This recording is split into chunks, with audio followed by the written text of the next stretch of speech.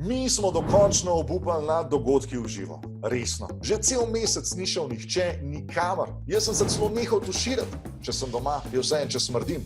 Ampak še vseeno pa moramo najti načine, kako se zamotati. Zato vam v tokratnih aktualnih dogodkih osvežilci svetujemo, kako si krajšati čas.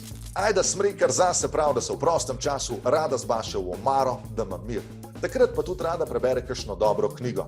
Trenutno bere roman Dolina rož pisatelja Tadeja Goloba. Verjetno, zato ker jo zanima, kako se bo nadaljevala serija Jezero. Peter Frankl, ki ga verjetno poznate kot ta bolj čudenega od retrolaverjev, rad bere in gleda serije. Trenutno pa ga najbolj navdušuje igra Headball 2, kar je več ali manj nogomet z glavo za telefon. Jaz sem naredil napako in sem si naložil to igro.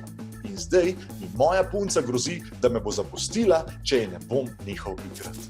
Scenaristka oddaje Urška Mlakar v zadnjem času veliko posluša podcast Smartless, ki ga delajo Will Arnett, Jason Bateman in Sean Hayes.